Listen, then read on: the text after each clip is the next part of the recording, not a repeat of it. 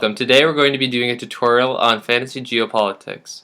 The first thing you're going to do is go to Google and you're going to search in fantasy geopolitics. You're going to click the first, open that link. The website has a optional video that if you want to get further insight you can click that and you can watch that. But for today's purposes we're going to go to Let's Play. So what we're going to do is we're going to sign up. So there's three different options here. So there's a starter, an ambassador, or a diplomat. So we're just going to go to the starter and we're going to sign up. So you're going to put your first name in, your last name, school name. I was going to put my high school.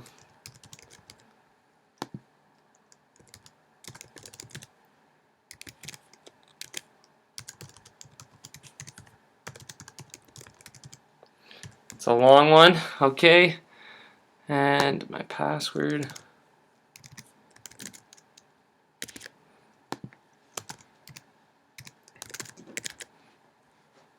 And then we're just going to click sign up. Hit signed up, you will be brought to this page where you will now create your league. So you're just going to hit create a league here. And what you're going to do is enter the name of your league. So I'm just going to call it Tech. So you want to select the start date when you want this activity to start. So I'll just say it will start on the Monday the 18th. And we'll go for a week and we'll finish on the 25th. And this is where you select the maximum number of countries each team will have. So we'll just start with 3. Then you'll click Create League. Created your league, you as the commissioner will be brought to this page here, and this is going to be your home page. So to add the students to your league, you're going to select Manage Players at the top. What you're going to do is you're going to add the name of your students. So we'll start with Justin, add his last name, and then you're going to add his email. And then you're going to select which draft position he will take. And to add your other students, you'll just simply click Add and add their names also.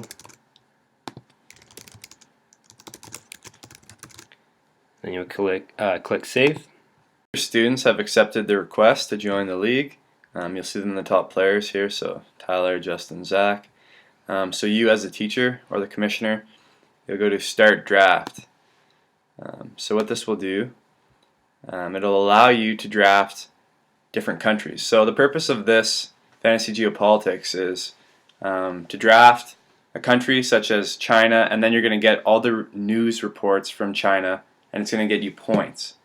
So the goal of this is to draft the most countries that produce the most newspaper articles worldwide. So when you're drafting, you're going to want to pick countries that you think are going to be in the news lots. Now, in this game, the United States isn't a country that's available, but that's just because it's run through the United States, so it'd be a bias. Alright, so the first person that's going to draft is Zachary Beamish, so he's just going to select a country, so let's just say he selects Russia. Alright, so then Zach picked Russia, so it just works like a snake draft, so Zach picks first, then I'm going to pick, so let's say I pick China. And then Tyler gets to pick, so then he's going to pick Spain, sure. And then since it's a snake draft, whoever picked last then gets to pick first. So now Tyler's going to get to pick again. So let's just say he picks United Kingdom. Okay, and then I get to pick, so I'll pick Turkey. And then Zach, Saudi Arabia, and then again, since it's a snake draft and he gets to pick back to back. Zach really likes Ukraine, so I'm going to pick Ukraine. That's my pick. I've always wanted to go to Australia, so I'll pick Australia. And then Ty loves Kazakhstan, so that'll be his last pick. And then once you've picked the countries, it just says congratulations, your draft is complete. Follow the countries in the news and adjust your lineups accordingly. Play hard. Play smart. Alright, so once you're in, it shows that we all have 0 points right now. So since we just started, there's no news articles right now, but if you actually go down here, it'll just show you like an example. So Panama has 130 points, so obviously it's been in the news lots. France has 108 points, it's been in the news lots, and so on. So it's probably a good idea to take a look at this before you draft, so that way you could draft the best countries, but you never know what's going to happen in the world. So Okay, so to see how your countries are doing, you're going to go to top players, you're going to go to see all, and once it loads, you're going to see all the countries that each player has picked, and then you're going to get times from like the New York Times mentions or the Goldstein tone. So for the Goldstein tone, it's countries that score positive or negative tone points when they're doing positive or negative things in the world. So for instance, say Kazakhstan bombs China or something, they're going to get negative points. But say if Spain, helps out Turkey by giving them lots of oranges, you know what? They're going to get positive points. Okay? So then you're going to go back.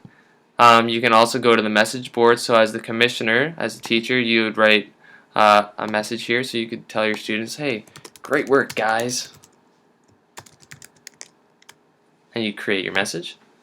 And also you can see the recent activity with all your students. So you can see who they've drafted, who they've dropped, and it'll just kind of keep you notified what your students are up to. Also on the dashboard, you're able to manage your team. So what you want to do is click My Team. And this brings up your information, so your email, your name, last name, draft position, etc.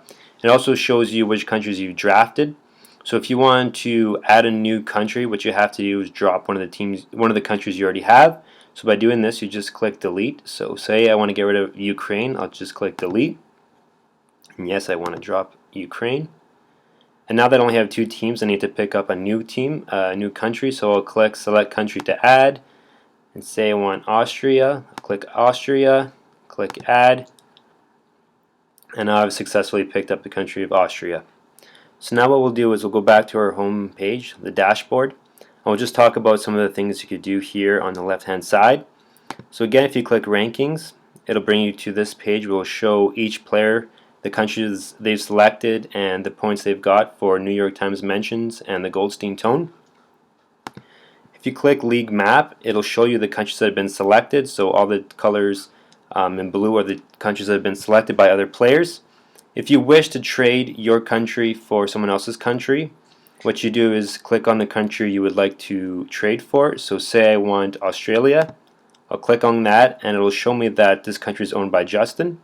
So I'll select that I want Australia, and in return I'll send him Russia. I'll click trade, and then Justin will receive a notification letting him know that I sent him a trade offer. You can also click Trends Map, and this just gives you an idea of the countries that have been in the news lately. So the darker color of green, the more mentions they've had in the past couple of days. So for example, we look at Russia, who is in dark green. They've been mentioned numerous times, so they've received 20 points. Where a country has Canada, who hasn't been mentioned much, only has 9 points. So you could look at that to help you. On the side here, we also have the news feed, and this just gives you information about countries that have been named in the news lately and what's been going on in those countries. So you could just scroll down, and you could also have your students click on these here, and it'll bring up news articles for them to look at. So this will be the mention they got in the New York Times, and students are able to read this if they would like to gather more information. one neat feature you can do with your students is you can go to Trends Map, and then you can get the students to actually look at news from their countries. So I picked Australia, so I'm really interested to see what's going on in Australia. So I can press Australia, and then it brings up the latest news articles about Australia. You can read about them. So one thing you could do with your class actually is you could create a little assignment where, or maybe even at the beginning or end of every class, you could get your students to look at the articles from their countries, and then they can maybe write a little journal about them, or they could do a little discussion at their groups. It'd just be some nice little activities you can do with your class. So I'll just go back to the dashboard and I'll show you a few other awesome features with Fantasy Geopolitics. So if you go up to the top here, it says resources. So it'll just bring you to this resources page. So there's game resources, draft resources, and classroom resources.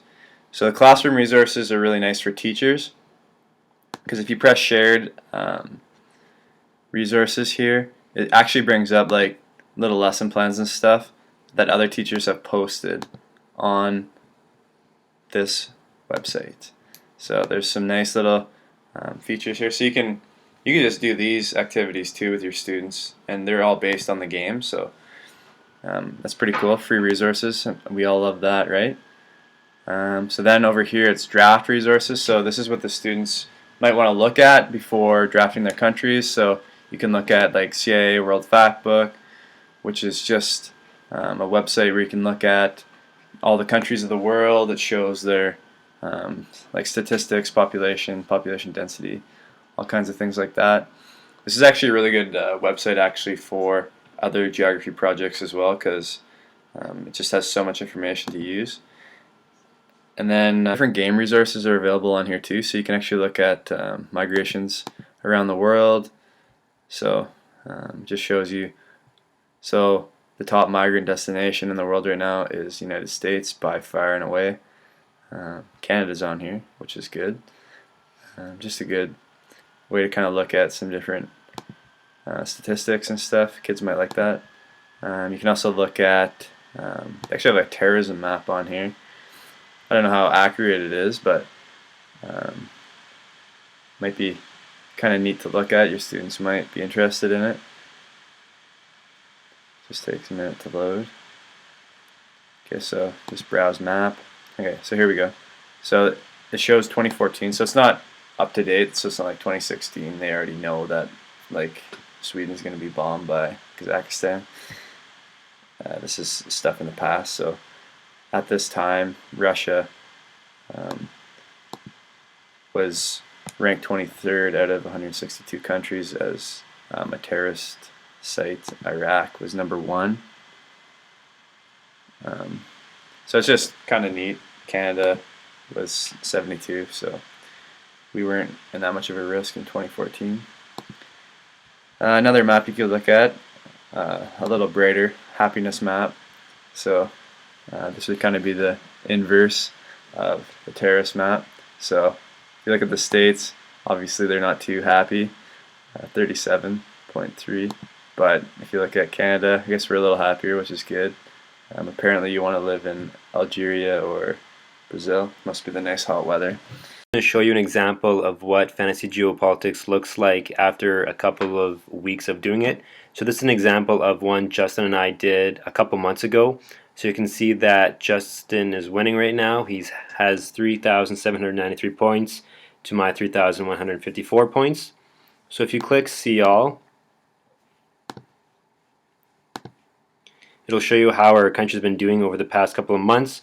So you see here Justin's top country was Turkey. It had over 1,200 mentions, whereas my top country was Italy with 721 mentions. And again, you can see how the Goldstein tone is in effect. So for example, Turkey's had a lot of negative news recently, so they have a -15, whereas China's had a lot of positive news articles, so they have 204 points. Again, this just shows how many points they've received. Concludes our tutorial on Fantasy Geopolitics. Thanks for watching.